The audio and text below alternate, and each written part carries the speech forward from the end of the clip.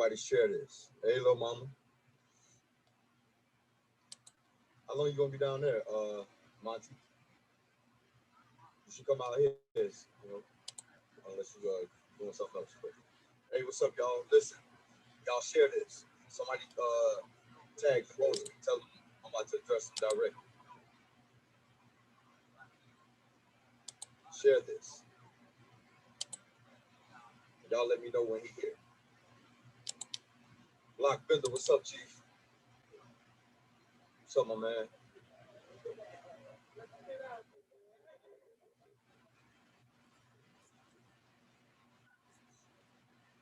Y'all share this. Pass the word. Pass the word.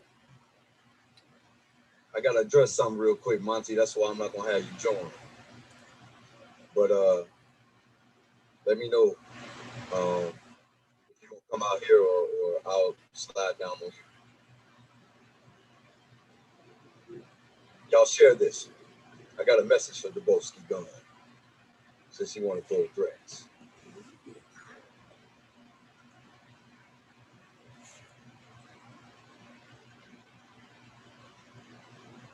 And to all my people watching this, all my people from the shot, don't do nothing. I got this one. Don't do nothing. Hey, Booth 2, what's up, little bro? To all my people, don't do nothing. Stand down. Don't do nothing.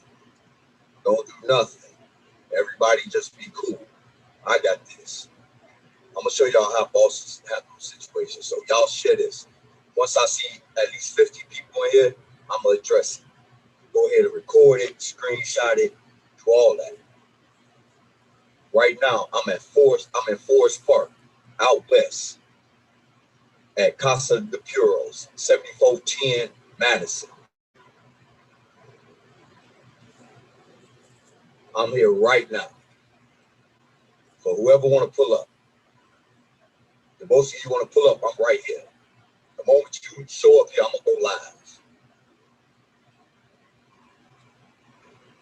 I'm going to wait for 6 more people to join this. Y'all let me know when Duboski on here. Can y'all hear me? Because I want to make sure y'all can hear me. I want to make sure y'all can hear me.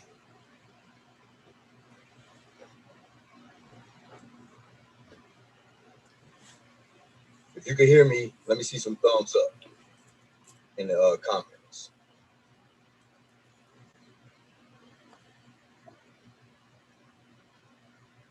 Come on, waiting on a few more people to join.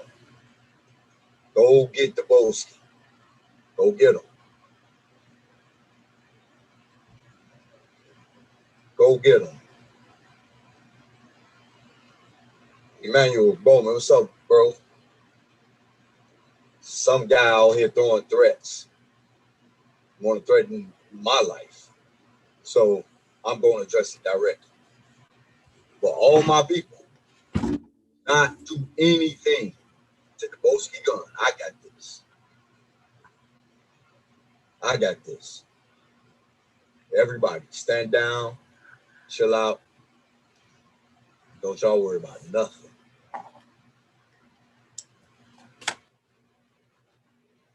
All right. So I haven't seen it. I'm not gonna look for it for someone very, very, very, very, very, very, very close and important to me. Capture some information that they came across and called me and immediately told me what was said. And they have that information. I told them don't even send it to me. Just hold on to it because it's not important. Number one, nothing's gonna ever happen to me. That's number one. So let's make this very clear. Nothing's gonna happen to Will either, ever, unless God wills it. I'm willing to die for mine. I'm willing to die for mine. Glad. My last breath will be defending myself and those I love in the Word of God. So, all this tough talking and threats, ain't nobody gonna touch me. Believe that. Right now, I'm dropping my location. I'm in Forest Park, Illinois, 7410 Madison Street.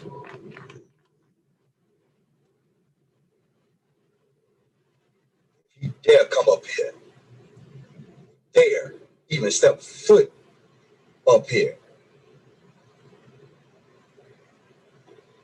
it's gonna be a problem. So, you wanna threaten my life? You wanna threaten me? You wanna talk reckless to me? Let me find out what gang you in.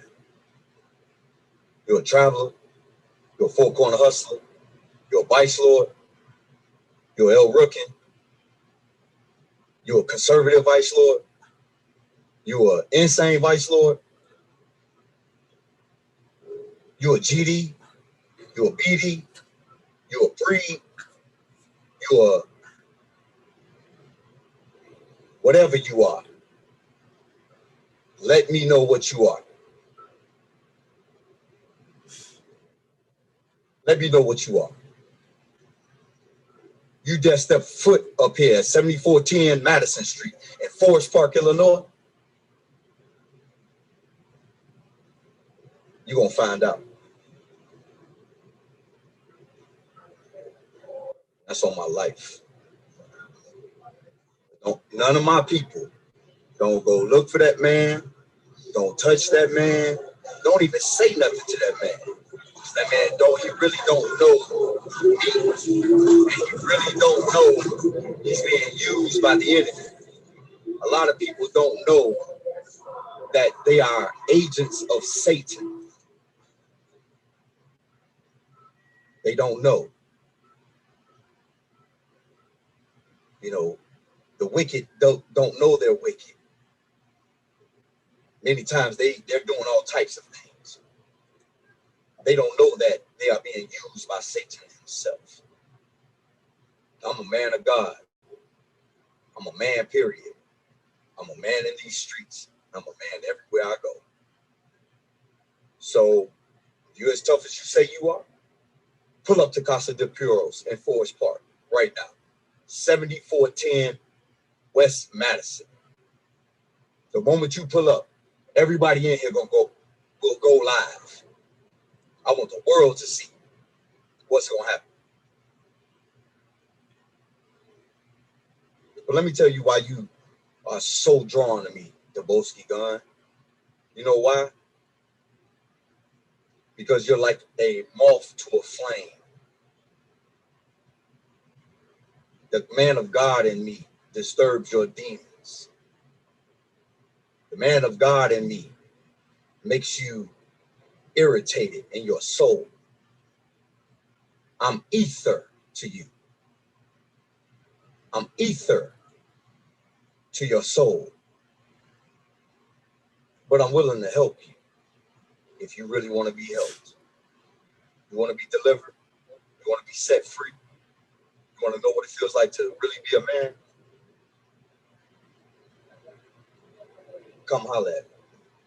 And you better come in peace. Or you will be in pieces. That's my word. And I break it for no one. But already in advance, I'm telling you, I forgive you, man. I forgive you. I plead the blood of Jesus over your very life. I plead the blood of Jesus over your very soul. God has need of you. You obviously have some influence because there are some people that actually listen to you.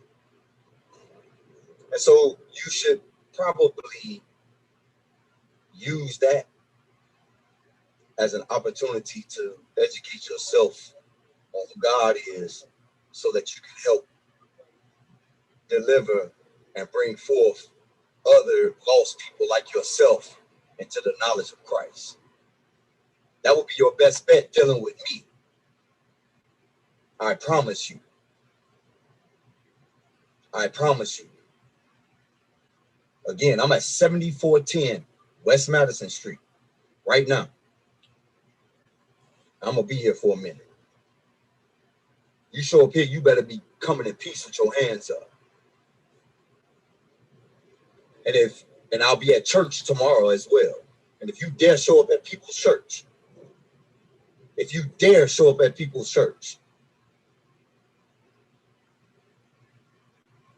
then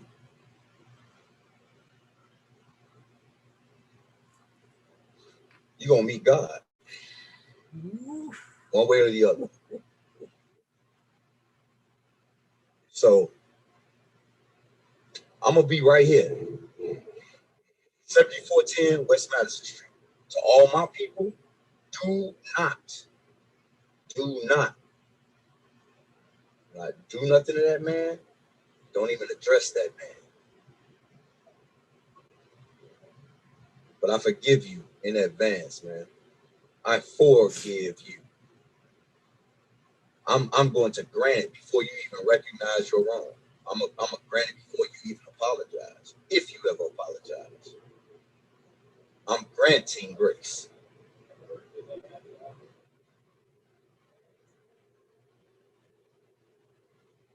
I'm granting grace. So you want to see Will Eaddy? You better come in peace. And that's my word. Well, I don't know, y'all. I don't know. What y'all think? OMG. OMG. Hold on a second. Woo. I don't know. What we gonna talk about that. Just hold on one damn second, y'all. Oh, Lord. Lord. Lord.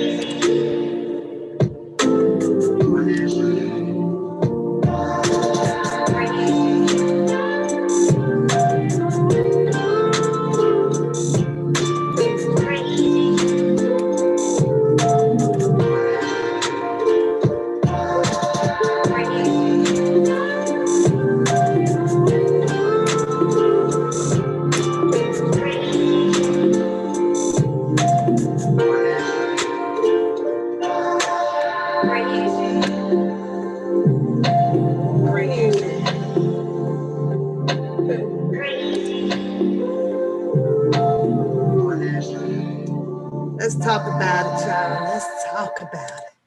Let's talk about it because I have something else to play. How's everybody today? Tonight. It's tonight, y'all. OMG. I literally slept all day today. Pretty much all day. I slept. I watched two movies though. That's kind of crazy. One of them was good, and the other one kind of put me to sleep. How's everybody doing? If you're doing good today, let me see you put the yellow hearts up in the chat room today. What up, what up, what up, ladies and guys? I saw Dawn in. So hello everybody. Welcome to Ladies Night where wow, I saw, y'all saw a lot of stuff go on out here today. Well, there was a video with Will Eaddy asking for it to be shared. He wanted the message to be out. So I just thought that maybe I'll just do. I was being nice. Okay. I was being nice. So, oh, there goes Charlotte with the yellows. Hey, girl. Hey. But yeah, I think that this is getting out of hand. I think that this is some really, oh, I mean, like really this is getting out of hand. This is nuts, you guys. Like, who would have ever thought that it was going to get to the point where there's threats and there's this and there's hatred and there's God, this like bigotry, this like what up, lovable? What up? What up, native? Thanks for joining. Thanks for joining. Everybody else might be asleep. What is it, like almost 12? So I was getting up and it's time for Teddy to go out, before I do retire tonight. So, but then I was like, you know what? Let me go on and have a little bit of ladies' night to see how everybody was doing out here. Because I have another video to play, just a little parts of it. And I will not and do not own the rights to that video, except for I forgot to write down my timestamp on it. But it should be easy to find because it's another guy who kind of speaks on Charlemagne, but he also brings in Kelly's situation just a little bit with him stating that he has about 20 years of experience as an attorney. So he just wanted to drop 7 important things about the court of law. And I just wanted to share that with you guys. But before we move on, I just wanted to, what up, Jason? Hey, Larry. Hello. And I hope everybody that is in the chat room has hit the thumbs up button and the share button out there. And thanks for joining the chat. I noticed after Will Eaddy went off that the chat room had dropped down significantly, and that is okay. And that's okay. They came and got what they wanted to see, and then they left, and that's usually how it goes. I'm not over here to do any riff-raffing and all of that stuff pretty much anymore. It's time to calm some things down, except for I am going to address that one lady who tickled me pink over on the Blockbender, and shout out to Blockbender on his wonderful interview that he had did with Will Eaddy a lot earlier.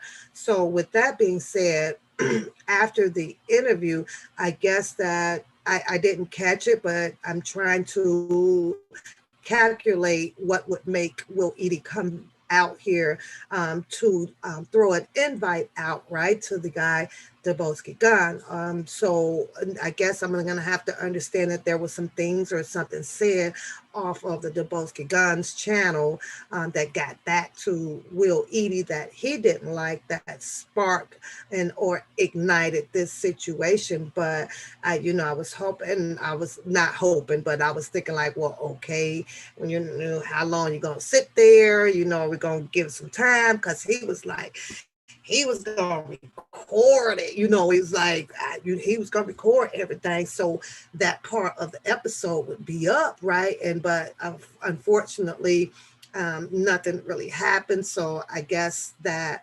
the invite went left uninvited. I don't know, but yeah, I do know that that is very close to Chicken and Waffles up on Madison. And boy, me tell y'all, that Chicken and Waffles, if it's still open, I'm not even sure.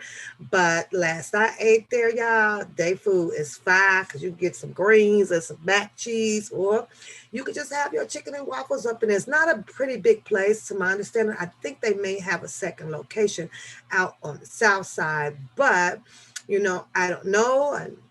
Will Eaddy was, it's not, didn't sound too much like it would be a fist fight, those hands. It sounds like that it would be more of a, we could sit down and talk about this like man to man and get some peace treaty, or you can allow me, meet up with me for church tomorrow, and we're going to, take you in or something, and probably kind of rinse something off. But you have a lot of people out here as well is thinking that, well, Eaddy may have a little bit of, I don't know, of the, devil in him as well. All of the comments that I saw over on Blockbender, it raised some eyebrows up. It did. And I even had a few questions, but that a lot of our questions will proceed to go unanswered. So, and we just have to keep speculating on, well, what happened and how was this? I had one particular question, and I was like, well, because a lot of people said that they was there, and we all know that somehow Mr. Robert Sylvester Kelly had gotten himself into allegedly somewhat of some bad contractual deals. You know what I'm saying? Because I don't even, I always wonder, they go in and they're supposed to have like these attorneys that helps them in the music industry to understand pretty much of what they are signing when it comes to their masters and things like that, right? So, that was one of the big questions that I kind of do have. Like, who was there with Mr. Kelly when he signed, these, hi Tanya, these contracts and things like that pertaining to when he would receive, the catalog, and, and how much he would be making, who helped set up all of these accounts of where his, I like to call it an allowance, because once you get done doing some things at the end of your work week, whether you put on a concert or things like that, like who determines what a person would get paid like after every show, and who determines after you made and created and finished an album, what would be your percentage off of it. So it's a lot, it's a lot, but I don't know, who signed um, all of the rental, or the ownership of the homes that he lived up in, who signed those, who got him those. Did he do them himself? Did other people do them? So it just be like little, I don't want to say petty, but just interesting questions that, I be having. Like, he had vehicles, like who name was on all of those vehicles, and who went with him and who bought them and things like that. I know it sounds crazy, but I don't know. I be having some of the craziest questions. So I don't know, but I just did never think that it would come down to where people would start making threats, or could be so antsy about what another person would say, about Mr. Robert Sylvester Kelly. I just thought that this was really going to stay at a mature level where if a person says something, well, you don't like it, and you just kind of rebuttal back on it, or you question the person about why they said certain things, and then you just kind of keep it moving. Never would I or could I have imagined that this would come to where people are dropping locations, or the opposite person is saying, well, I'll fuck you up, or hawk spit in your face, or or knock your teeth down your throat. Never, you guys, never. But you hear a lot of people say, well, Mr. Kelly doesn't come pretty much with the drama, but he doesn't, but a whole lot of people um, that is advocating or that has been around him has come with drama. Now I'm gonna have to say this because y'all know I always got to throw me some Don Russell in there, and it's just because of the things that I've heard him say quite a few times. But not once have I actually heard him say he gonna be beating some butts out here. I ain't never heard heard him. I ain't. So I was like, well, okay, maybe Don Russell is just not really the fighting type or something like that. I was laying on my hair, so I hope it's okay on live. And if it's not, I really don't care at this moment because it is so nighttime and I'm not going out anywhere. And I still think it's okay. I think it's okay. So I don't know, Missy. I don't know. So what do you guys think? Do you think that Will Eaddy message was an appropriate as a comeback from, I guess, feeling like that what was said allegedly, because I haven't seen the Duboski show today at all. So do you think that and I guess I have to go and watch and see what was said. But Will Eaddy said that he did receive that video, probably parts of where he felt that it was a threat or something to it, right? Oh, it's gonna rain. Uh-oh. Native's going to bed. Oh, I got it, Native. Go ahead. I got it. I got it. Go ahead, sweetie. Go get some rest. So it's all good. So, um, it's weird, right? It's pretty weird. It's weird. So do you guys think that, maybe Will Eaddy should just ignore it and not respond to it or anything like that? What do you guys think? What do you guys think? And while you guys think of that, give me a second because I want to get this other video, but I just kind of want to find the timestamp on it. That's all. But I thought that this guy was interesting, because there's a lot coming out about Charlemagne, and my understanding, Charlemagne sent out a cease and desist, but I don't know how well that's going to make Kwame, what is the guy named Brown, to hush up, and he's not the only one that's talking about this alleged 15-year-old that um, he ended up, taking a plea on it. But I do want you guys to hear how this, I'm going to say allegedly attorney, he says he's been practicing for 20 years, but let's hear how he tells it to us, you guys. So give me a second. Let me find him. Let me find him. I don't know heck about Gmail. All my stuff always starts at the bottom, and that's crazy. Okay, give me a second, and you guys got to hear this attorney speak on it. I just got to find a timestamp, so let me open it back up.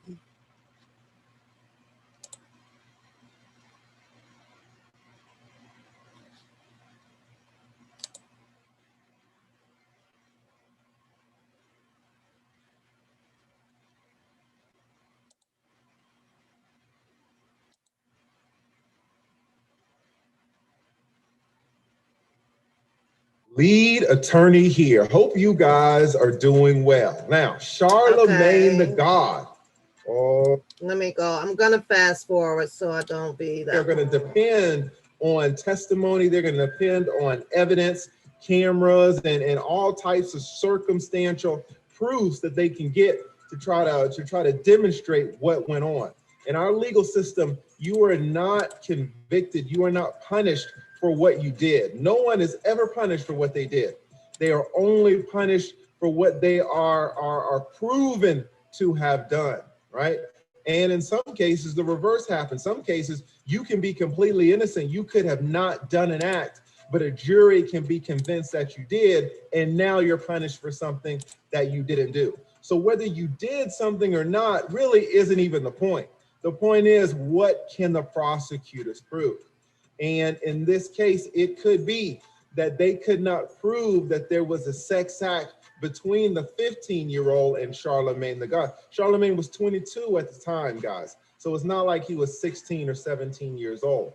There's a big difference in ages between a 22-year-old and a 15-year-old. And this is what Kwame Brown is pointing out. He was like, what were you even doing in a room with this child? What were you even doing around this child, in this child's presence alone? And again, this is something that Charlemagne the God is trying to keep under wraps at all costs. He wants no one to talk about this. So that's the first reason. Maybe prosecutors were having a problem in proving what happened. Now, the second reason, and this kind of go along with the first, what you'll see in these cases is where you'll have a girlfriend, boyfriend type of situation where Charlemagne the God is actually the boyfriend, the 22-year-old boyfriend of the 15-year-old. So what you'll see in a lot of these cases is that the 15-year-old actually loves her boyfriend. She actually loves Charlemagne the God. What does that mean? It means that she's not going to want to testify against him. The prosecutors are going to need her testimony in so many instances to be able to prove what was going on. If she tells the prosecutors that she doesn't want to testify, then that means the prosecutors are going to have to call her up and they are going to have to treat her almost as a hostile witness, because she's going to be uncooperative. There's a huge chance that she might actually perjure herself. And if she perjures herself, what are the chances that a judge is really going to send the 15-year-old to jail for lying on this? Now, that's something that I want you guys to keep in mind, because, he used the word hostile witnesses, and it could be possible that, there may be a hostile witnesses in the case of Robert Sylvester Kelly. So I'm just saying it's something that I'm going to look up to see what circumvents around being a hostile witnesses align with the prosecutors and the procedure of how they handle hostile witnesses. I'm just curious. From a felony all the way down to pleading guilty to a misdemeanor, and you just receive maybe a fine, maybe some community service, and it's all done. And now you're able to have a public image, and you're able to start a career in the public eye without anyone raising an eyebrow, right? But if you had that felony conviction for doing activity, illegal, felonious activity with a 15-year-old, that could have ruined your whole career. That could have changed the trajectory of your life. So this was a huge deal. This was a huge sweetheart deal. And it could be because the 15-year-old did not want to testify against him. Now, what's the third reason? And kind of this goes along with the first two. Maybe it was the family. Now, guys, I represented a case that was very similar to this case, to Charlemagne's case. I represented a young man. He was 21 at the time, and the girl was 15. And they had been in a relationship for about 5 months. They were boyfriend and girlfriend. And my client is accused of receiving some oral action from his girlfriend in a closet. The closet was in an apartment building that was under construction. And my client was working there, and his girlfriend allegedly came up and gave him some oral satisfaction. Now, you might think, oh, well, what's the big deal about that? The big deal was he was arrested, and the prosecutors gave us a plea offer of 60 years. Holy 60 shit. years to serve in prison for that activity. I don't know what the hell he got that dirty ass cell picture from you guys, but I don't think that they look like this. I see a whole bunch of lead poisoning going on in this picture right here. I'm like, dude, where you to dig this goddamn screenshot up at here? I mean, it is filthy. You look at this one right here, it ain't even got a bed or nothing in it. Like, this must be holding cells or something. Back in the 1920s, I don't know. But I was like, dude, you couldn't have found a more up-to-date one? That was consensual. That was consensual. And now we see a young man possibly facing the rest of his natural life in prison. Now, my client did not have to spend one day in prison. It all got worked out. But what you'll see in a lot of these cases is that the punishment is so drastic that the family of the victim might say, hold up. These two young people were dating, and we do not agree that this should be the punishment. It's too harsh. And they will a lot of times talk to their daughter and say, hey, you don't need to cooperate, because we cannot allow a young man's life to be thrown away based on what happened consensually, right? So it absolutely could be the the parents pressuring the child not to cooperate. It could also be something else, guys. Do you know another reason why the family might not want to cooperate?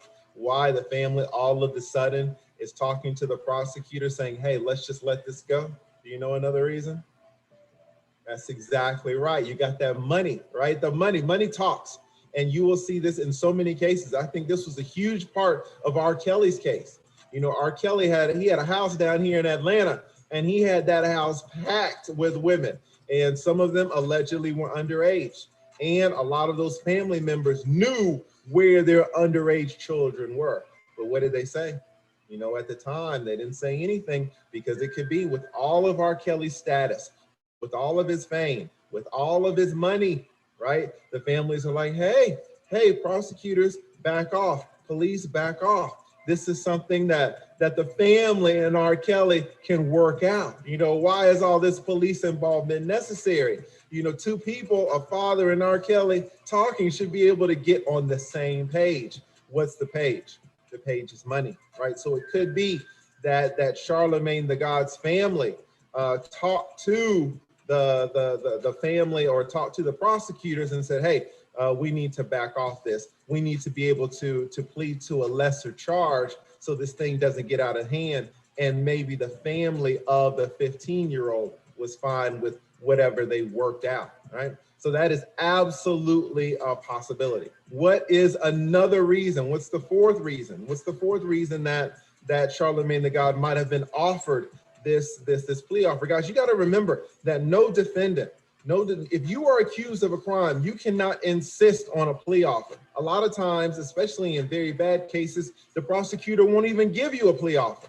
You either have to go to trial or you have to plead guilty in front of the judge, and let's just see what the judge gives you. But the prosecutor will not give you an offer. It won't be 40 years to serve, 60 years.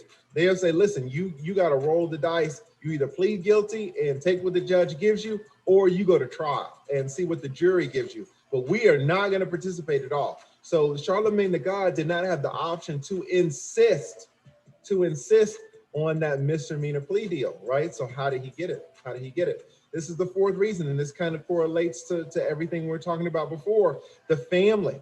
Charlemagne the God is from South Carolina, and that's a small place. And you have to remember that the DA in usually every state in the nation is an elected official. And so a lot of times, especially in these small towns, the parents will go to the DA and say, listen, you know us. We've been to church together. You know our son, Charlemagne. So he's taking this where, of course, it always end up where it's political. Once you get into the political aspect of it, and you know somebody that knows somebody that knows somebody, and if it's time for electoral votes for a certain person that chooses to stay in office and has such high power about themselves, some under the table things can be done. You know what I'm saying? My point in showing this, you guys, because he's going through the 7 steps of how court procedures could be laid out on people that go up against plea deals and things, to bargain, at the lowest denomination for themselves, right? But how they also will involve, outside people to pull certain strings to do certain things for that to happen. But in this case right here, he brings in R. Kelly with his equations in one of his steps to make a point about it, especially when he speaks about the money and it's a possibility that people get this amount of money to do this and to act this way or be this way when it comes to court. I guess with all of the arguing and the bickering, out here and being a supporter and being a fan, we just never will know, what really goes on deeper than what we're actually seeing out here in front of us. And what I mean by it being a political, tied in to with your judge or with your prosecutor or your defense, you know what I'm saying? So, but let's finish hearing his steps, you guys. I mean, the guy, you've always seen him in church. This is not the way that this case should be handled. He's 22 years old. He's got his whole life ahead. We should not be able to throw this young man's life away. A lot of times, especially in these small towns, the family will go directly to the district attorney's office and talk to him. And if there's a tight bond, they can exert a lot of influence. A lot of influence. You guys need to know that in small towns, everyone knows each other. And it could be, I'm not sure Charlemagne the God's standing, his family standing in the community, but it could be that maybe the community itself was like, hey, don't do this to this young man. Allow him to plead guilty to something that maybe to a lesser charge, something that will not affect him, and allow this young man to have a future. In these small towns, guys, this happens every day. You guys might not see it in a big city like a New York or Los Angeles, but in Mississippi, in Arkansas, in South Carolina, in South Georgia, this is the way that so many of these criminal cases are handled. It's all kind of back deal. It's all kind of under the table type of dealings. And so I see this all the time. And this could absolutely be yet another reason why Charlemagne the God was able to receive such a sweetheart deal. Now, what's the fifth reason? The fifth reason, guys, is something that you all know, especially if you've been arrested. It is the quality of your attorney. The quality of your attorney. Some attorneys can get great plea deals where others cannot. They cannot. You see this a lot if you go to any prison or any jail and you ask anybody in there how they feel about their public defender. Ask any person in prison how they feel about their public defender, and almost all of them have negative things to say. They will tell you that usually private attorneys are better than public defenders. Private attorneys have more resources. They have more motivation. They're not so swamped with caseloads of 500, 700 cases. They can pay more time. They can pay more time and more attention to your case. And it could very well be that the difference between a private attorney and a public defender results in a difference between a plea offer that's a felony and the plea offer that is a misdemeanor. And it could be that Charlemagne the God's family had access to a good attorney. I can tell you, I have been an attorney for 20 years, and I have seen firsthand some of the things that I'm able to do that a lesser attorney is not. I'm telling you, if you have an attorney that's been practicing 2 months, guys, all attorneys, every single attorney has had their first day at work, right?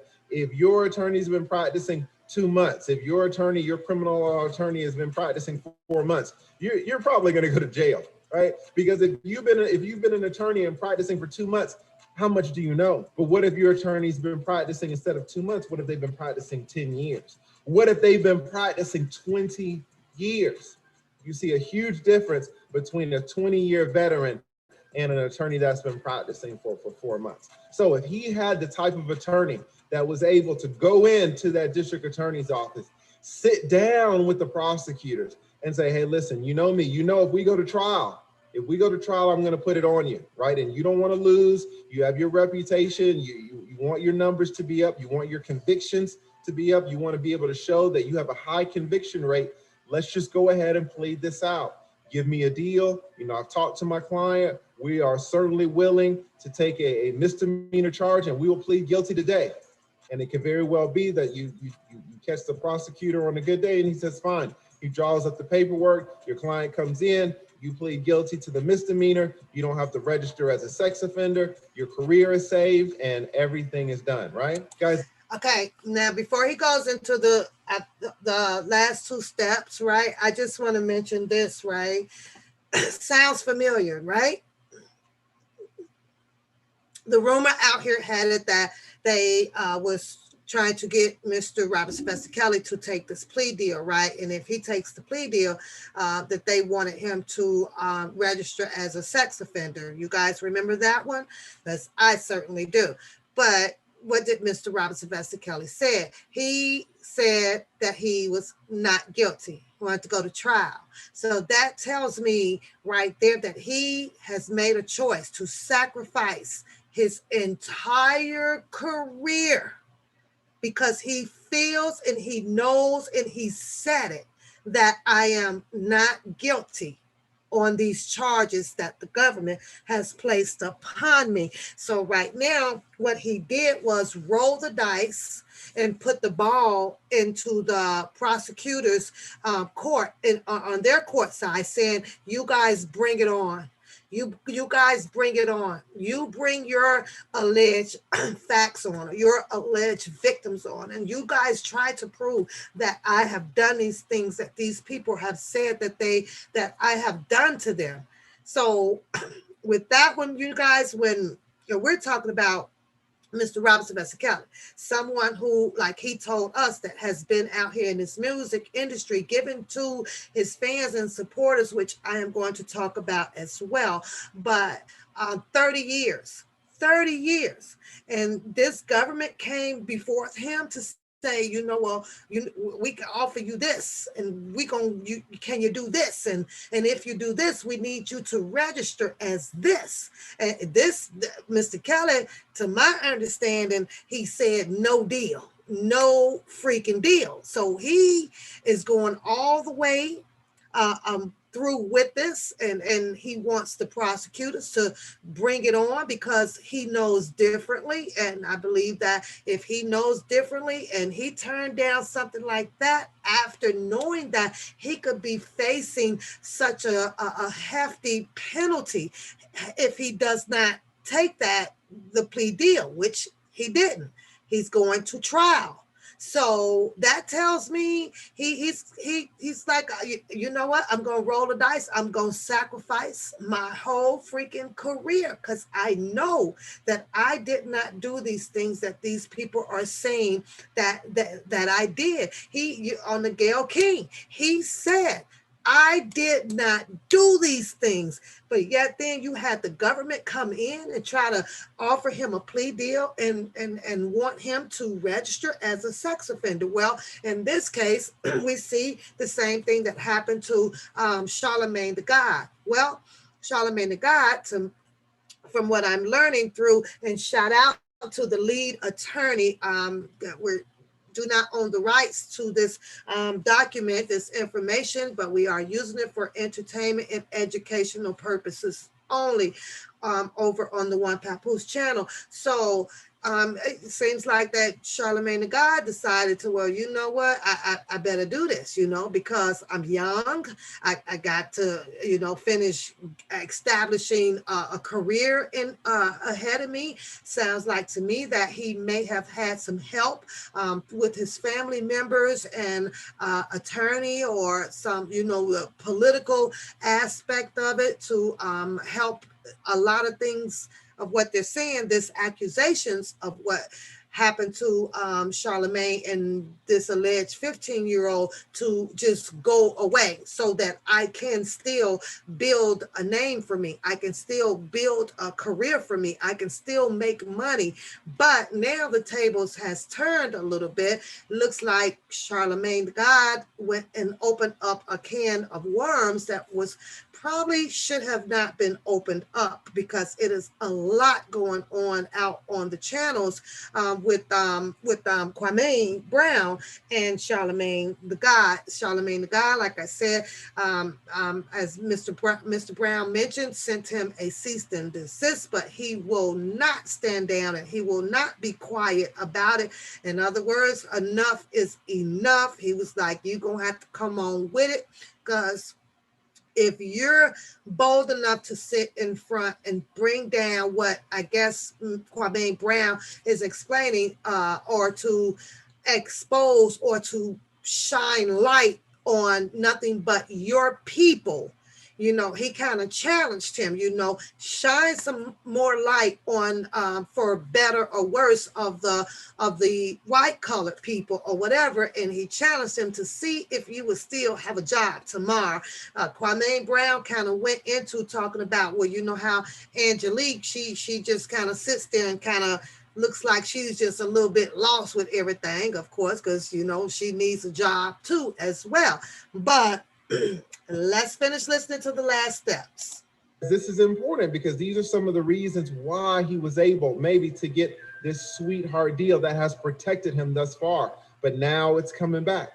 Now it's coming back on it because Kwame Brown is pulling the cover off that lid that was closed so tight, and we're able to see something that could get Charlemagne the God in some very, very deep trouble. So what do you guys think? Do you think he was actually guilty of the felonious activity with the 15-year-old child? Or do you think it was kind of all a setup? Let me know what you think. Now, none of this has been legal advice, all right? I'm not your attorney. I am the lead attorney. I'm here to help you. Attorney. Shout out to you. So I don't know, you guys, is, you know, and one thing I don't like when they be asking you like, well, what do you think? Because we get asked a lot about Mr. Kelly's case, right? Well, what do you think? Well, what do you think? Well, you know, it's kind of hard because you have to see the evidence. You have to see things like that, not just, you know, they all ask us, well, what, and that's one of the problems out here, because we get asked about, well, what do you think based on hearsay? You know, and hearsay can get you into a lot of trouble. But Charlotte Reed, you says, what he's talking about Charlemagne though. So you're saying not guilty based on with Charlemagne? Is that what you're saying? Because I don't know, you know, you know, it's just crazy, you guys. But I kind of wanted to talk about, and this is no disrespect or whatever to Will Eaddy, but when Will Eaddy sits and says, you know, on Blockbender today, that's the only thing that I think that I just don't like. I don't, you know, people message is going to be their message, and that's their stance, you know, but it is rightfully right to allow other people to have a message as well, as long as it's not threatening or, you know, or no hatred in it or anything. And I just don't have that, you know, I don't have that. He spoke about the fans and supporters, you know what I'm saying? When I kind of look at the two, when I kind of think about the two, and when I think about Mr. Robert Sylvester Kelly's lifestyle, you know, I think that it was the fans and the supporters that helped Mr. Robert Sylvester Kelly get to the level of where he was at, because without fans and without supporters, that would have been a hard thing to do, because no one would have been buying his record sales, or no one would have been going to his concerts and stuff like that, right? So, but I kind of understand a little bit with Will Eaddy with trying to separate the two as well. He's asking that, oh, you got to leave the fan base behind right now because it's not R. Kelly in sitting in jail doing concerts, you know. In other words, we got to stop dancing and singing and celebrating to the songs right now. That's not the person that is about to get ready to go to trial. But yet then you be the supporter, right? And when I think about the supporters and the way he was describing what supporters are and saying that you don't know him, people don't know him. And with all of the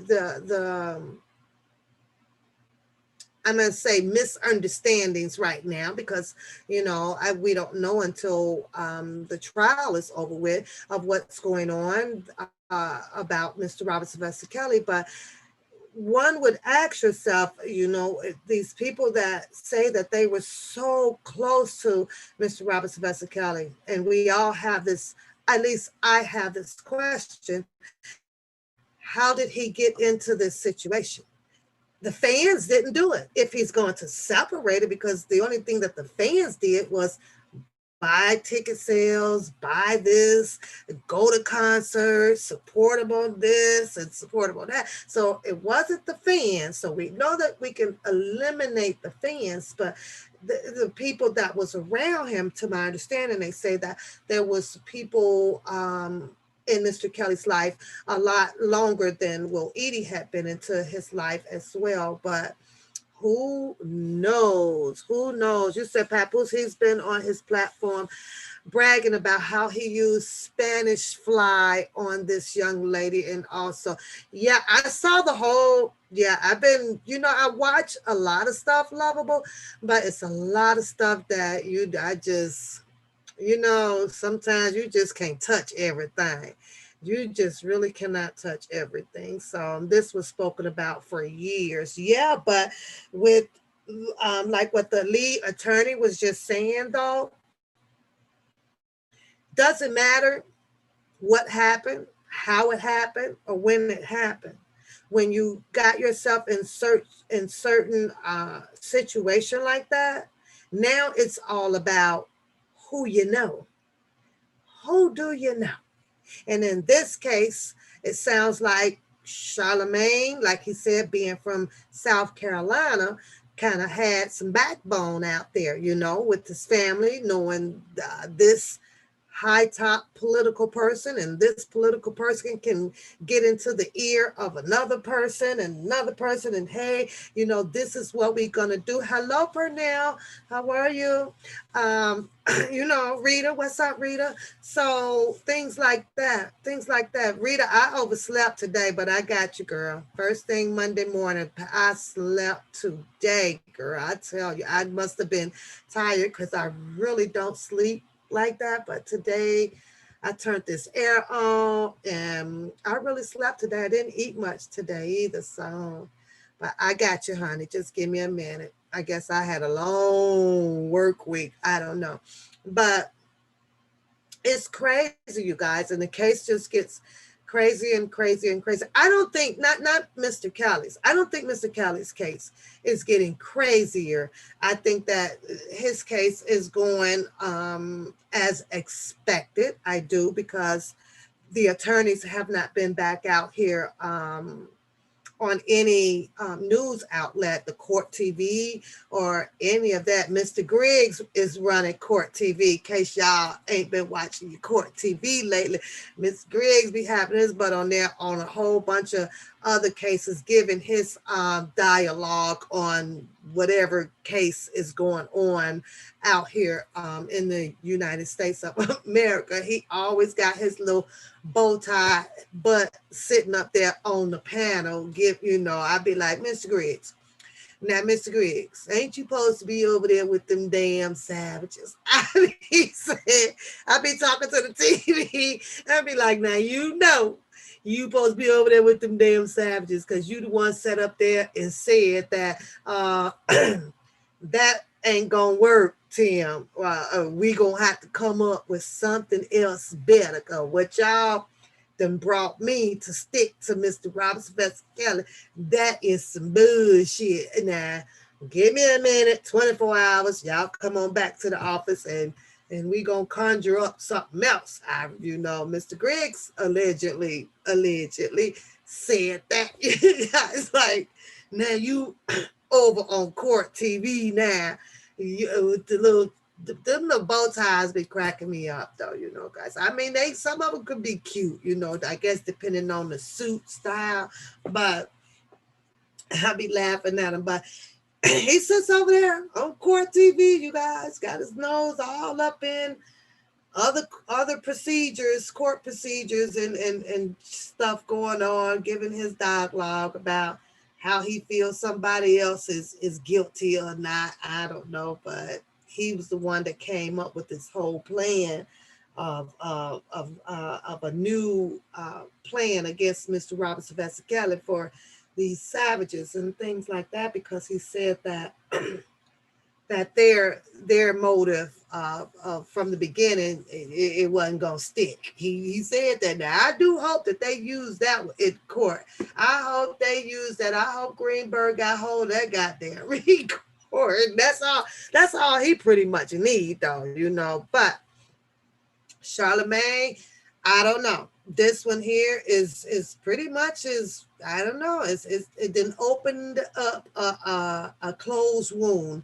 That's what I mean. But like sometimes out here, you gotta dig open that wormhole, boy. Especially if you done been in some shit, then did some shit, and then put that shit up in that wormhole, because the shit will come back and bite the hell out of you. And it doesn't seem like that Mr. Brown guy is going to stop at all. But he didn't throw no threats like he told him, he told him, you come on out here to this goddamn 20 acres and a mule. That's what he told man, he was towing his tractor, right? Like he a tractor guy. And I like him because of the authenticity of him, right? No matter what basketball team or whatever he didn't play for, reality, he was like, shit, I'm sitting over here with a bleached shirt on, just living a normal life. And that's exactly how I feel. No matter how you work or what you do or whatever, just being naturally just natural, it's okay, because people are going to talk about you, and some are going to be there for you and some are not. I was over on Blockbender because I wanted to share and show him some support to his channel. He's rarely out, and I wanted to hear what he had to say. And I engaged a little bit in the chat, and speaking to people in this. A lot of times I just do not, I don't. I am a soloist by default, just for a reason, you guys, because I just don't want to be in the middle of how somebody may feel about me, or or have bad things to say about me that just don't know me. So it's best that I'm just not there. Well, as I was engaging myself into the conversations, trying to step out of my comfort zone just a little bit, right? Guess who pops up in the chat room? And it was the same lady who I had to block back in 2019, you guys. We are now in 2021. London Dior continues to, and shout out to the moderators, because they didn't tolerate it, and they had asked to not put any names in the chat room, right? But there was a couple of people that just could not compose themselves, and they just kept doing it, so they were steady getting blocked, deleted up out the chat room. But this woman here, you guys, knows nothing about me, but for some reason, I guess I've done rubbed her the wrong way. I don't know if it's because she's been blocked or what. And she just kept on in the chat room. Like, Pap this, Pap, take your stupid butt back to your channel. Pap, take your clown shit over there. And I was like, do you see? There's 400 people in the room, and I was her target, you guys. So I was like, shout out to Yolanda, because the crazy thing is, you spotted me out. I'm not looking for you. And it's crazy. Maybe she's upset because she can't get into my comments or anything like that. I don't know. What he said, they talking about snitching. Everybody's got some snitching going on. Everybody. I don't know, Pernell. I don't know. This woof. I don't know. I mean, but is it as to be expected? Yeah, I don't know. Mm. I know one thing before we get up out of here, though. Y'all know I got to touch because I didn't want to stay long tonight because I know I came on pretty late. You guys probably got somewhere to be, something to do, somewhere to go.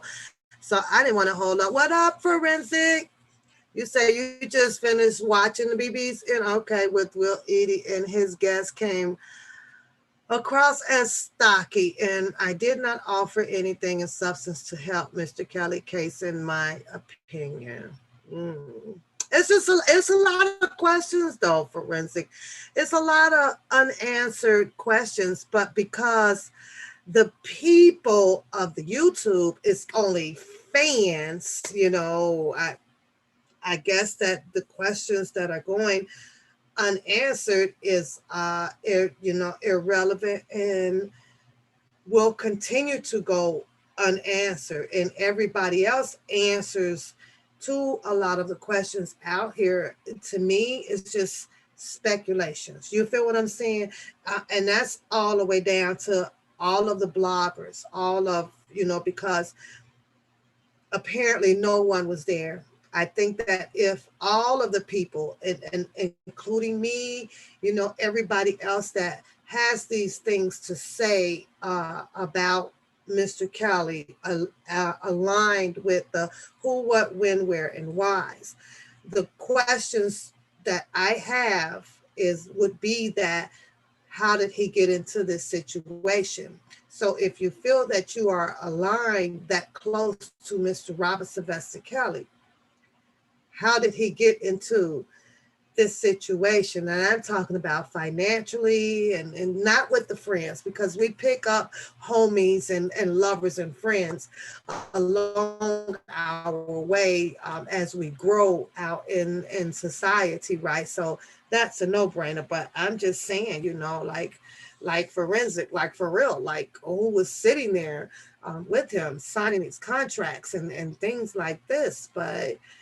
it's a lot. Who took him and got these homes and who names were on these cars and I mean, it's a lot. This stuff, to me, and in my opinion, hi Tori, this just doesn't go back to where, okay, well, he was having these concerts and became a woman's man. He said that he had always said that, that he loves women. But now that Mr. Robert Sylvester Kelly is in the situation, now his music is is this, oh my God, and he's saying this and he's saying that. And I was like, well, when I grew up, and as I was listening to bump and grind and all of that, the I can also change after he would go off, you would have another artist coming on with the same type of goddamn music. So his music back in the 80s really didn't alarm me of being where it was torturous to getting women, or it was torturous to manipulate women. I just thought it was just music, like it was bedroom music, or it was just quiet, like settle music, something for you to just be, oh, okay, I like this is nice, and then you go in and you might be in the kitchen putting your greens and shit on, and you got your wine, you turn on R. Kelly. It was just a soft, mellow, I don't know, music, and I get it. A lot of people say, well, you made your babies off of it, and and things like that. I don't know. I think when I was making babies, hell, I can't remember no goddamn music being played. To be honest with you, you guys got impeccable memory out there, but I can't even remember that. I really can't. I'm like, yeah, was it music playing or was it not? Okay, well, was I on the back or was I on the stomach? I don't remember that. I don't know how you remember. Like seriously, but you guys are able to do so. I can't. I really can't. All I know is I was doing something. I got pregnant, had a baby. I don't like remember what's her name? Lanita? Is that the one with the Tommy Hilfiger, right? How could you remember like the colors of the towels in the bathroom and you remember that he squirt that you had semen on his shirt? Like I mean, there's a lot of things that I do remember, you guys, but there's a lot of things like that wouldn't even been important enough for me to like store in the memory bank. It really wouldn't have been like, but they kind of do. So I don't know. You say you noticed that he used the word we. Yes, he did. He surely did, and he also used the word we, which maybe he didn't mean it that way, and maybe he did. I don't know, but I typed in there we because he started talking about, when R. Kelly gets out, there will be a lot of people possibly getting some lawsuits placed upon them, which could be lifetime. It could be a lot of his managers. He sounds like that he had a strew of people or things that Mr. Robert Sylvester Kelly had lined up to probably go after that will land him close to $1 billion forensic. He was like, well, because I know my dude gonna come out, and end up being a billionaire. Then he was like, and then we, and I was like, and we, what do you mean we? So, but there's a lot of book writing going on. There's a lot of things that everybody is enjoying as part of lifestyle right now, except for Mr. Robert Sylvester Kelly. And that is a little bit disturbing. And I just feel like that you don't stop your life. You get it forensic. You do go on with your life. But to me, when you got all of these people that is aligned with him, it's like you make a living, right? But you also, I'm like, I guess I was hoping to hear him say when he started touching like on his books and stuff, forensic, because he says that he wrote a book or something about 10 years ago, which was around the same time that Sean Russell stated that she had also did her book, but he's in the process now of getting his book published and everything, right? So now I was sitting here thinking, like, I was hoping to hear him say something like, and if that gets published, somewhere it would align to where it would be something for the income would be a shared profitable to Mr. Kelly for whatever he need, because there was a lot of questions about, well, where was he when Mr. Robert Sylvester Kelly bond had came up? You know what I'm saying? And I don't even think that we got a clear answer on that one. Did he give a clear answer on that one, forensic? Because this is not Will Eaddy's first time out. So, but that question always arises in the chat groups, is where were you when Mr. Kelly needed to be bonded out for the $100,000? And so we don't have that. But yet then it's weird how Don Russell came out to tell the story about the situation with his bond. But we keep asking, or the people, let me take the we off, the people keep asking him, well, what was your situation? And when Mr. Robert Sylvester Kelly came up with being offered to bond out, but a young lady stepped up to bond him out. And I don't think that I've ever heard him speak on it. And it could be possible that, well, Eaddy just doesn't want to speak on quite a few things. Is what I guess I'm getting out of that, because out here is you have the right to remain silent, or anything you can will be held against you in the court of law. You know that, right? Hey, Audrey, you need to call me tomorrow. Dang, I ain't heard you. I heard your voice. I ain't heard the puppies barking or nothing. They probably big now. Give me a call tomorrow so I can say hello to you. So you said you heard that we go, girl, everybody gonna be, he's gonna be about $1 billion rich. So you say he never said that, Mr. Kelly. It's innocent. I just did hear the word innocence. Yeah. No, he just speaks about everybody just need to pray. That's all he speaks about. But so I don't know. If you're a prayer, then you pray. And if you're not, you're not. But that's what he speaks about. Everybody needs to pray. Pretty much. I'm gonna drop the link on here just for a little while. I didn't plan on being on here all day, but I'll drop the link on here. My channel is calm. It's been calmed down just a little bit. So I don't know. I don't know. It's kind of crazy. Oh, I think I'm on the wrong channel too. I'm gonna have to switch that because you're not gonna be able to.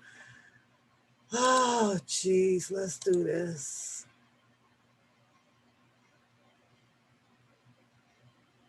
Okay, there we go. We got it. Now I'm on the right channel.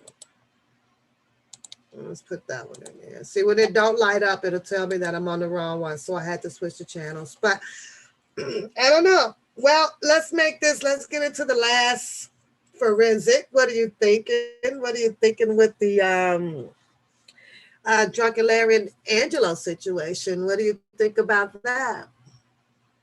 You say they all sleep? Because, girl, you got a lot of them. You got a lot of them. Y'all looking for a puppy or something? Make sure y'all contact Tree Flowers.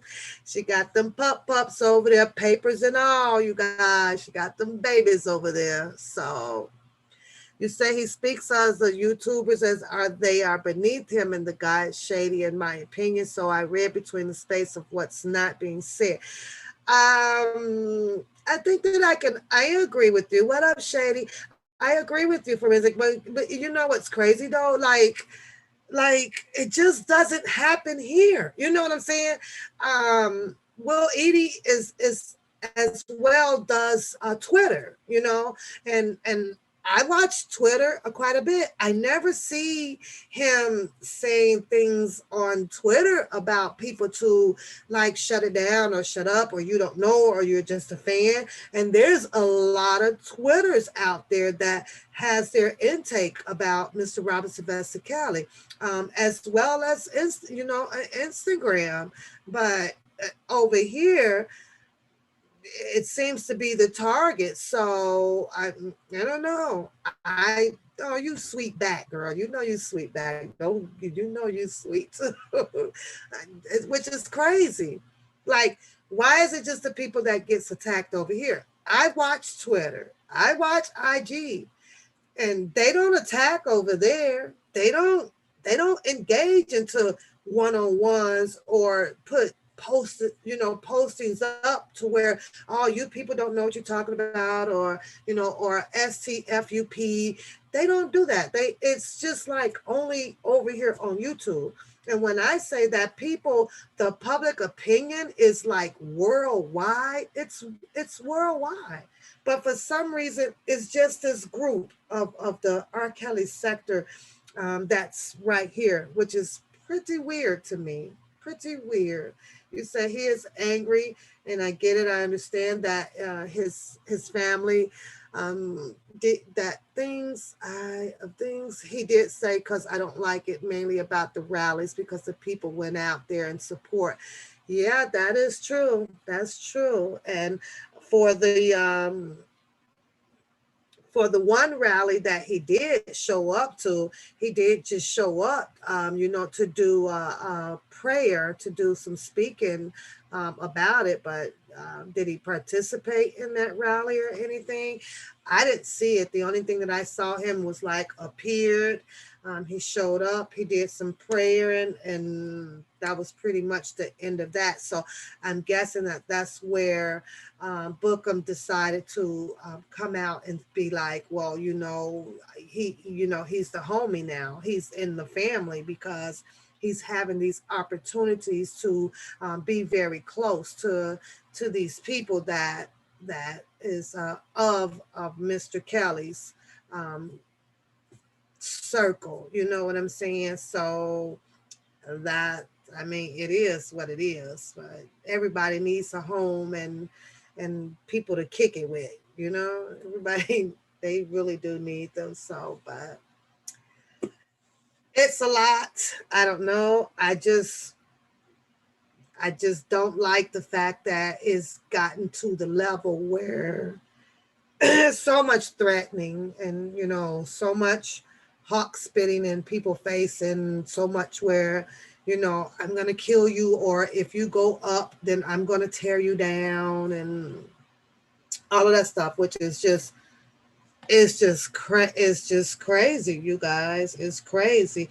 The only person that should be out here, not out here, the only person that should be fighting and fighting hard right now, in my opinion, is Mr. Robert Sylvester Kelly. And the only thing that we should be seeing out here is just people intake, and outtake about how you see Mr. Robert Sylvester Kelly case being handled and how it would turn out. But when you start getting into the one-on-one and you don't like this person for this reason and this person for this reason, like this is some ludicrous ass shit, right? But let's talk a few minutes about Angelo Clary and Drunken Larry, just a little bit. I see two different sides going on. Okay, I see, and I've been reading a lot about how people feel about Angelo Clary, where he should have not done what he did on the channel out here in the public for the sectors to see it and then go and engage their opinion about it. But a lot of people feel like that Angelo had been played. You know what I'm saying? And you got a lot of people that feels like that Drunken Larry has been played. I'm so I was like, well, but wait a minute. So because it kind of confused me now, Audrey. It kind of confused me, Tori. It kind of confused me because I thought that I was under the impression that Drunken Larry went seeking for them. You know what I'm saying? Like for that family, because he had a situation going on with the law. But I was under the impression that just maybe Angelo Clary wasn't right away aware of Drunken Larry's situation, because nobody was aware of it. And they were out here together. Matter of fact, I said I was going to bring up a video of them kicking it, a while back. So yes, you did. Yes, you did. Okay, Alita, have a good night. Have a good night. We'll see you sometime through the week. Have a good night. So I no, so it got to be a little bit confusing though, Andrea. It really did. Because I was like, well, wait a minute. So how is it that the people feel that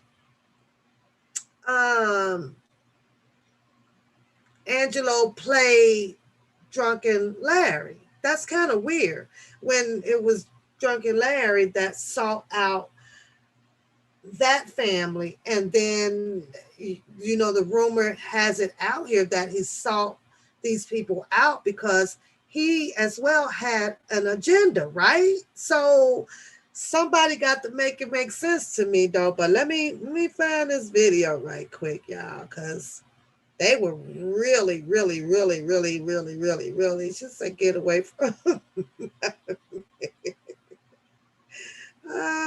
Okay.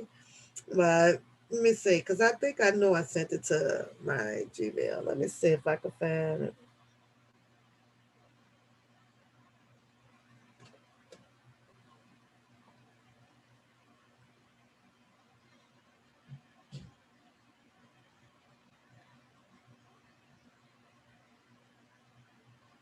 Oh, wait a minute. I think I know where I saved it at. So hold on.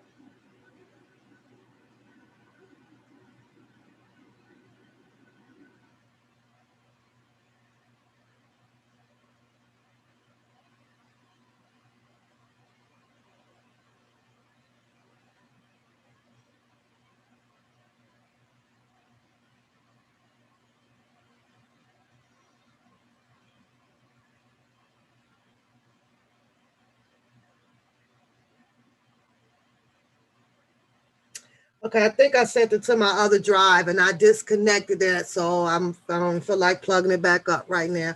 But they had been kicking it for a mighty long time, and they established their friendships. But according to Angelo's rant that he had did, he made it appear to the public out here like the way that Drunken Larry was moving aligned with his daughter or some things like, what makes him think that he would be able to adopt his family and leave him hanging high and dry out there, like he's cutting him out the mixture of some things. But I was sitting and I kind of thought about that after that rant when I got home, just momentarily, right?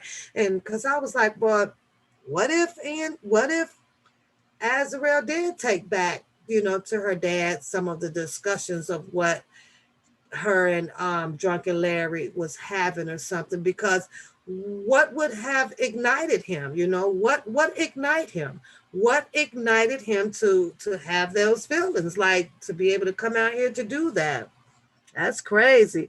You say Angelo took advantage of his bulldog at the time so Larry could do no wrong in his eyes. So Larry showed what he intended to do. Oh my goodness.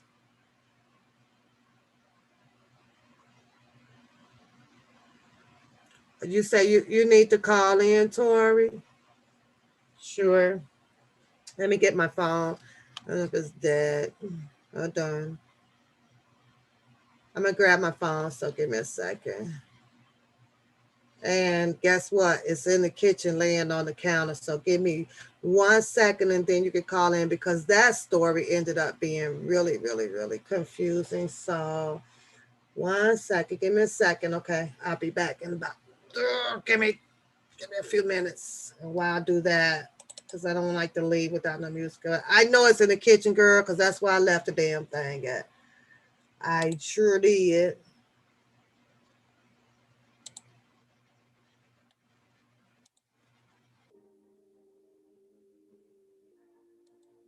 Okay, I'm going to get it. Be right back.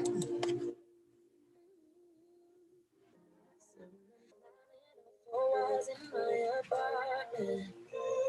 Can't spend another second with my brain. Gotta get up and get out, but there's a problem. Every time I go outside, I see your face. Wish you could be here right now. Lay here by my side. All day, all day, all day. Tell me it's gonna be alright. We gon' work it out. No way, no way, no way. The food is cold, it chills my bones. I'm all alone. Somebody see you. It's been a month since you've been gone. I'm all alone. Somebody see you.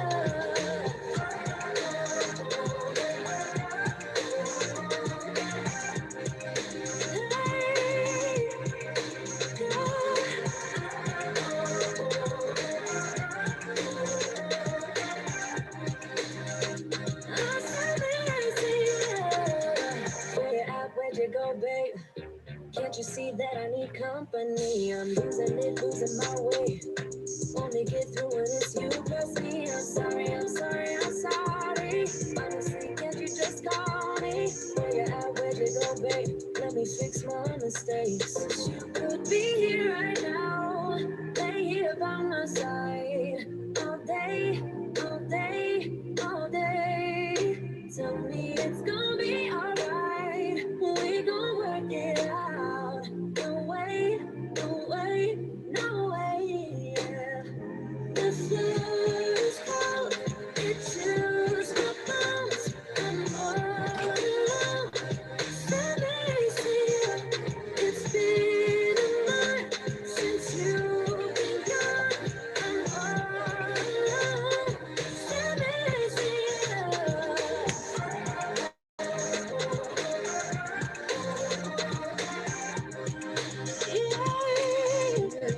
Okay. All right.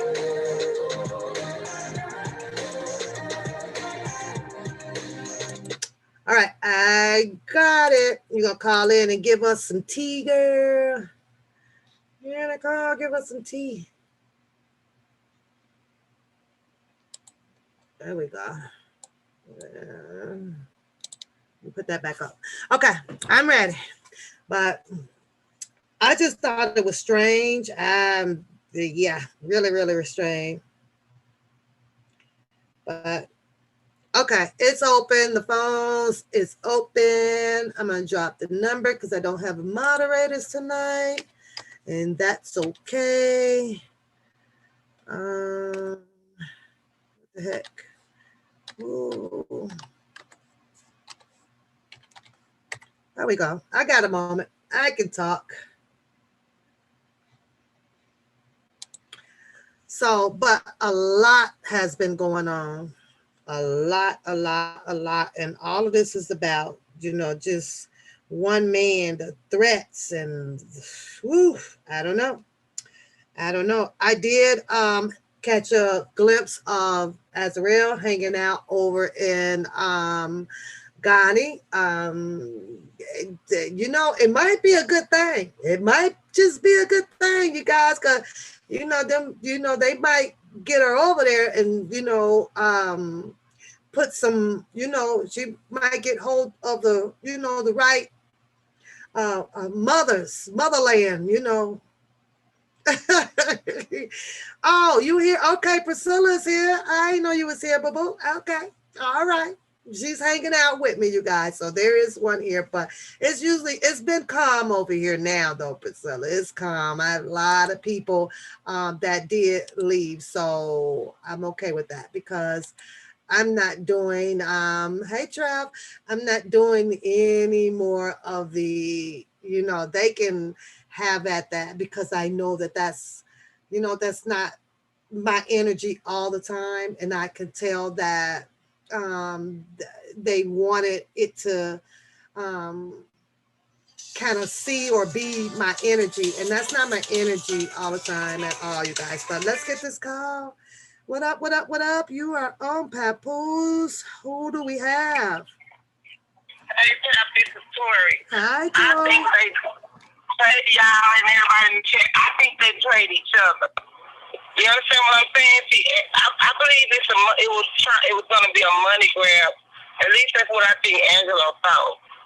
And I personally think when Larry hit that leak with that bank scheme, Larry had some money put up somewhere. Because I've been listening to him, and he's talking about all the businesses and et cetera, whatever he's gonna do when he gets out of jail in 18 months. Yeah, Larry got real cocky after that court date and got his time. If you was watching and paid attention to Larry, you understand? I do, but but wait a minute though, Tori. Is it safe to say because acting like he didn't care, you know what I'm saying? He was just talking like he started his neck.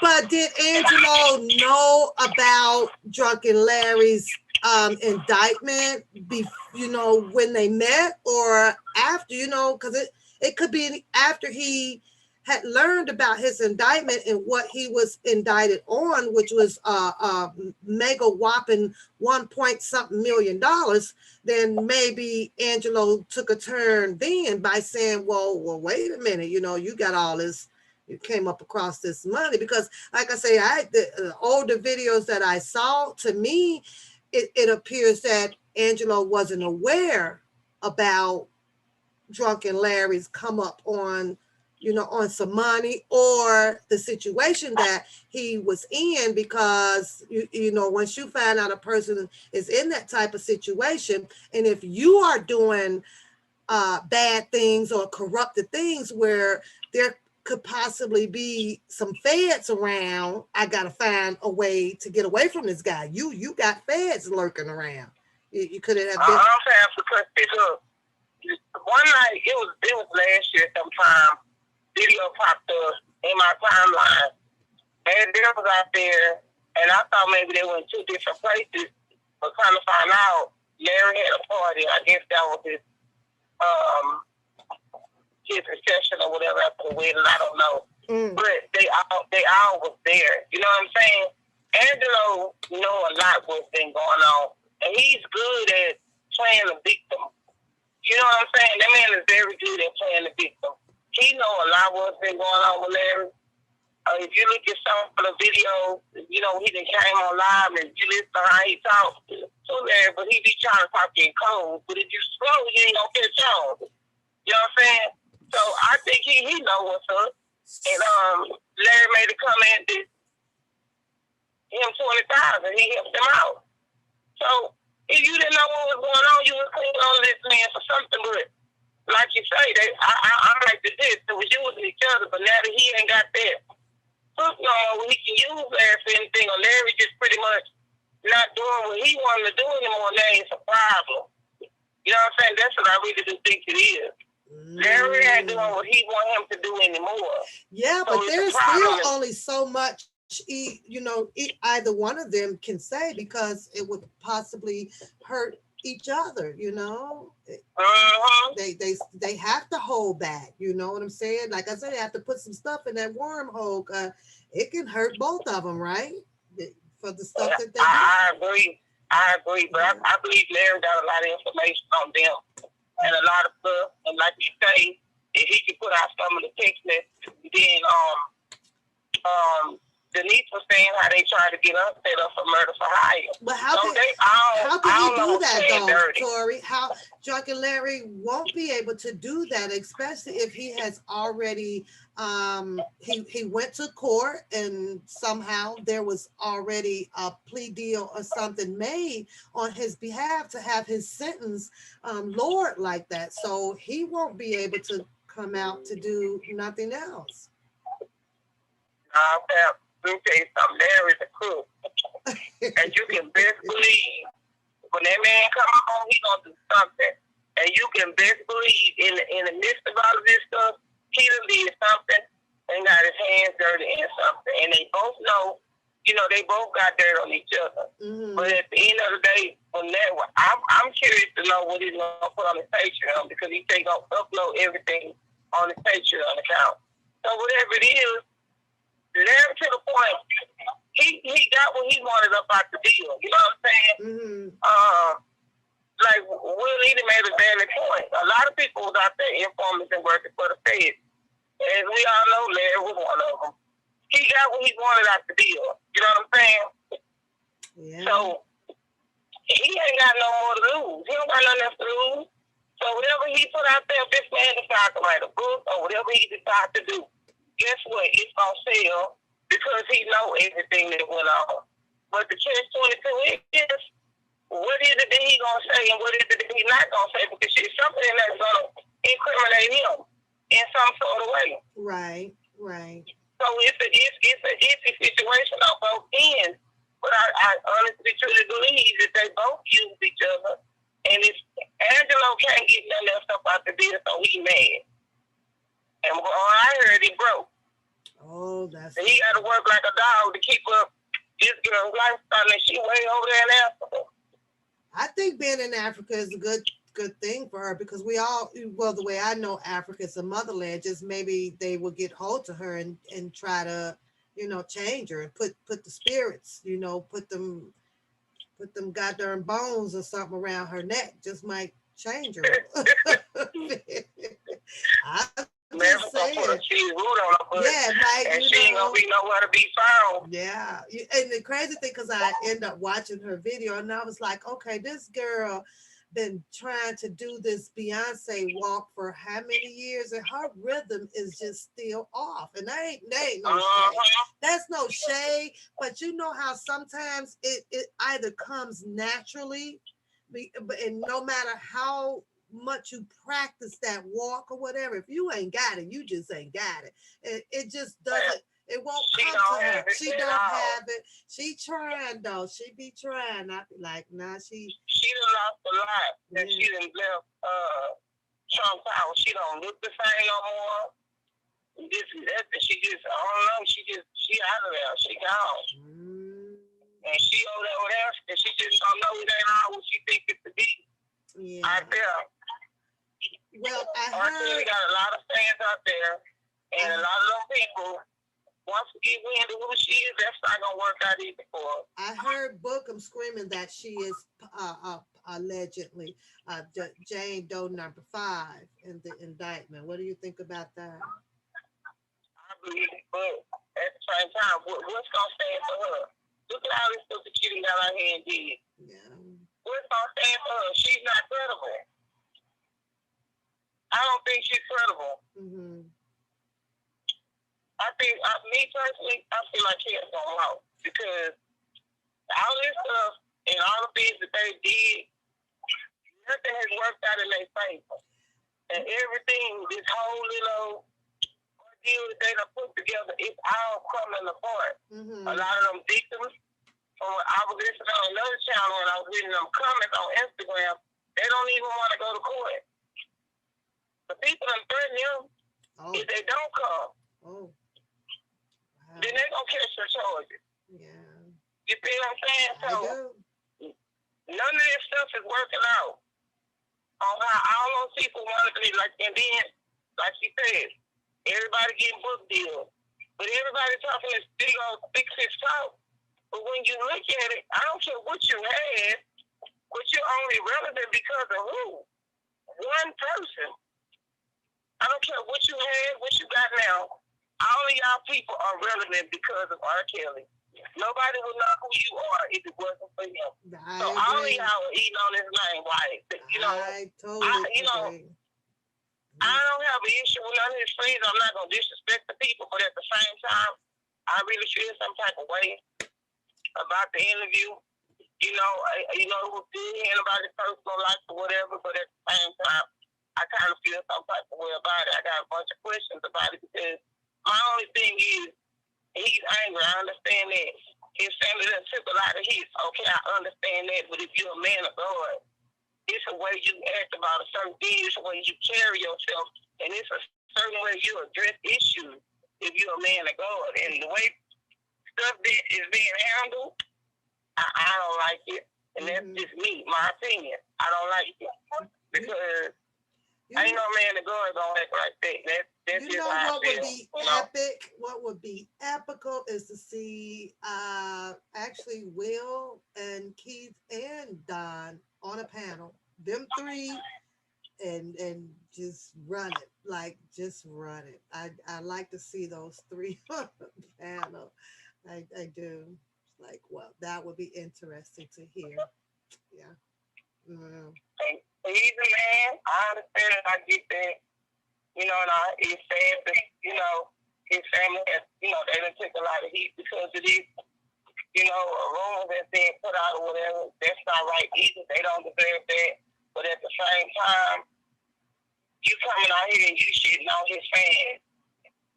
People have done a lot, found out a lot, and his fans, they put in more work than his attorneys. His fans got more concerned about him than his attorneys.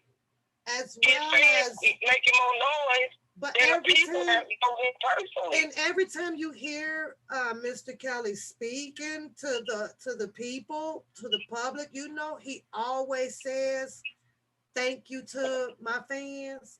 Yes, he does. All the time. Every time I hear him do recognition, it's his fans because he knows just as well as any other artist. Had you not bought CDs, had you not went to any concerts, bought T-shirts or anything, there wouldn't have been no Mr. Kelly. He'd have been a flop. He'd have been a flop. He'd have definitely been a flop. So. And I will say this, I gotta give him this call. He made a better point about, you know, when his issues started back appearing. I'm glad that he, you know, did speak up about the part about Kells and Michael Jackson and Prince. You know, that was a good thing. And Bill Cosby, that was a good thing. But I got an issue with how you just, you know, you shouldn't understand. Some of them out here that's being disrespectful. Okay, yeah, you got to deal with some people accordingly. And we all know who that is. We all understand that one. But what about the rest of us? You know, and the other people, like, and whatever issues, you know, it is, what really getting me, my question is, everybody got an issue with Dunn. Mm-hmm. But I will say this about Dunn Allen. From day one, that man's story has never changed. It never wavered. Never changed. Mm-mm. And like I said, well, you have to make me understand this too, though, Tori, because this, like I say, everybody started yelling about, you know, we'll take it back, we'll do this, or and along with Bookham, which is his enemy, you know, you did this and you did that. It's not that hard to get him. He's been putting everything that he has out here in the public. The man isn't hiding anything. That's the problem that I struggle with. I think that if there is somebody that's doing such corruptive things or that is being accused of taking these things that belongs to Mr. Kelly, I just don't see a person like that showing their faces. And that man done told you his right hand and the left hand. He done told y'all. He done told everything. Like, I don't get that. So that's what's puzzling to me from what I can see, opposed to what other people are seeing that's saying, you know, Don the Con. You know what I'm saying? And Will Eaddy, he said another thing. They put his whole everything in this situation. I think, and I don't care what nobody say. That's a real set of friend. He said, you know what I'm saying? Yeah, he said another thing. Let me.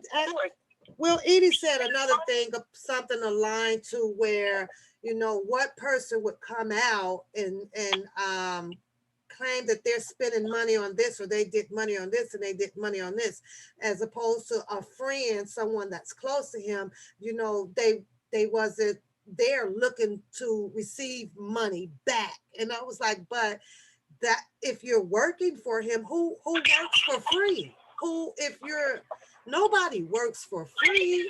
So I don't know. He did clear up and say Don Russell was never a manager. And I think that Don Russell always tried to keep that clear, but the media keeps pushing that. He said that he was a friend and a consultant, but every time the media prints something, they always attach that manager to his name. And I was like, they just not getting that right. I don't, you know. You know what's funny to me, pal? Every time this man vehicle got broke into, all these damn rabbits been shaking from the tree now. Yeah, that's just me. Yeah. I feel. Yeah. You know, somebody else may disagree. You know, but it's just funny to me that only one person is coming out, and he's coming out very aggressive. You know, and all this old street talking. Look, man, everybody got partners in the game. Everybody got doughboys. Everybody got hitters. Yeah. I just think that's unnecessary, and I don't think for him to be, one, a man of God, and two, a friend of Kel, to come out to be acting like that. I feel where he's coming from, what about his family. My heart goes out to them. But it's a way you handle things And it's not what you do, it's how you do it. And that's just that. And shit, and it's how you say things. So, because they can come across to the wrong person. And if you say the alphabet boys out here watching this channel, then what are they going to say about you? He feels exempt to a lot of things, untouchable to a lot of things. And I was like, no, they're not exempt from nothing, because they're not the one that's sitting up in their jail with the shackles on their feet. R. Kelly is. That's who's sitting up in there. So when y'all coming out here and you saying that the fans and the people are doing a lot of damage, but you coming out here and you talking big boy talk towards innocent people that's trying to help. However they trying to do it, they trying to help. And I just think that a lot of things that the supporters have been doing, it made a big impact on this man's case. Yeah. And I'm going to put it like that because it's all of y'all that are there in his life that's been knowing him, that know Robert. We know R. Kelly. True that. But all of y'all that know this man, and this man can help everybody. He can help everybody. Yeah. Everybody. Including him. He said it in his song, so I don't know how that can be dismissed, because it was said over on Block's channel, and I was like, well, wait a minute now. In one of his songs, he said that he had been given and given and given and given, and I was like, oh. Yeah, he said that. But when all of that stopped, this is what happened. Yeah. So why are you coming out pointing the guns at everybody else? If all of y'all have this and all of y'all have that, the only people out here that's worried about this man and trying to come up with money for this man are who? Is the fans. It's the fans. The supporters. It's the fans. So they're trying to put a damper on everything for me when it comes to the friends. Yeah. Because a lot of friends he's helped, and it really put a damper on the way I look at it, because the way everybody keep pointing the gun at Don Allen, but Don Allen is the only damn man that put his whole damn life upside down. And then you starting to sound like the other people over there. For somebody to say they ain't been watching no channel, and for somebody to say that they don't know what's going on. Well, you sure sound like somebody else that got an issue with Don Allen. That's just me thinking, my opinion. He's faithfully in church, and sometimes you can take it to the church and they will raise a lot of money. So I question that too. Is this something that he could possibly be embarrassed about taking to the church, knowing that Mr. Robert Sylvester Kelly is going up against a pornography case or a RICO case? How you gonna be in the devil sit on the front pew of the church and ask for but you have some people the devil sit on the front pew of the church and ask for help. Yeah. So that's what you are out there for. You shepherd for the Lord. I know. So if somebody come up in there for help, you supposed to help. Tori, some people be worried about losing their position or how people may perceive and think of you, so they would rather not do that in order to risk what can happen to you. But when I hear how strongly he belongs to a church, and I'm thinking, has he ever taken this to the church? Because church members, they are, and when you're sincere and you come, they will help raise money to help. But so it was just a question that I had always asked when, he said he was Muslims. Even with the Muslim, is your Muslim guys out on the street up there? Because I be seeing them, them out on the corners, especially on the south side. Have they been helping to raise money to help him? There's a lot of questions, But then I hear him say that he's got all of this property and stuff now, and but ain't nobody else. Yeah, but you got this, you got that. But we're friends. If this was a brother, my big brother, then I'm gonna help my brother. You understand what I'm saying? You got people out here that don't even know this man, and they're willing to put up everything to help this man. Yeah. Because we looking at the injustice of one of our own. Going down. You see how that little white boy that went out there and shot that boy? Taken down. During the Black Lives Matter, he shot those people. What did them white people do? They went up underground and worked behind the scenes. They got quiet. But I bet you that white boy made that $1 million buzz. Hello, somebody. Like my uncle said. So why nobody can help this man get better attorneys? If we see, if y'all see it, we see it. Why not? It's already adamant that the damn attorney is working with the people. They sure ain't working for him. He got one good attorney that's putting up a fight, I believe. You know, I can't speak bad on Greenberg because I don't know, but you know, I don't think I see Greenberg. I see Greenberg on social media. A lot of things that should have been debunked and addressed hadn't been addressed. So therefore, y'all got to take care. If everybody was quiet out here, if this would have never happened, if there was no rallies or protests or whatever, do you know that people would be saying, well, what happened? Or even Mr. Robinson County, what happened to all my fans? What happened to everybody? You know, it would be in that situation. But now that he has everybody, it's like everybody shut up and just go pray. Thank you. You hit it right on the money. Like, which way do they That's what's bothering me the most. That's what's getting me the most because people have stepped up. You know what I'm saying? He didn't have the support that Michael Jackson had or Bill Cosby had. Kelly ain't have that. You understand what I'm saying? And he ain't have all the money like Michael Jackson had because all his money it's on hold. They didn't do Michael like that, but they doing it for him. So if you see the media or the people that's bulldozing everything when it comes to this man's case, why nobody help? Everybody got this. This man didn't help everybody. He didn't help them people save their church and everything. See, those are the things that they don't want people to talk about. And those are the things that they don't want us to know. But we know now. So my thing is, why come out mad at us? The people that's been trying to help him. Everybody can talk about them people. If them women want to be out here and be in the media like that, then shit. They are public figures. The news talk about them. The shade room talk about them.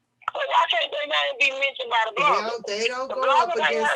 They don't, because it's easier for those people to send out cease and desist. Those people are covered legally, you know, and they know that a lot of people out here who speaks on their public opinion. Nah, we ain't covered. We minions. What we gonna do?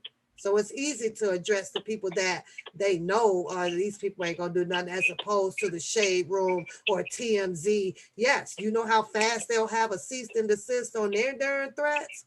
Fast as hell. So that's another thing I didn't like what he said. And then you're talking about Tasha K. Well, you better wait till we get home. We almost there. He talking about Tasha K. Well, Tasha K came back and owned up to her wrong. She owned up to it. So if you're a man and go and forget that lady, forgive her. You coming out here packing bones and guns, and you putting all the damn missiles at certain people and all the damn things, all the damn supporters. Why? He said that Tasha K, his attorney, alarmed him that Tasha K didn't have anything. So with him allegedly spending close to $20,000 to fight her would be a waste of money. But I beg to differ on that. Tasha K does have stuff. Tasha K has a business. It was just a lot of it is in her husband's name as well. So I think that he couldn't be smart like Cardi B, because Cardi B went after the whole entire business, which means that there is money there. But for some reason he was like, nah, she ain't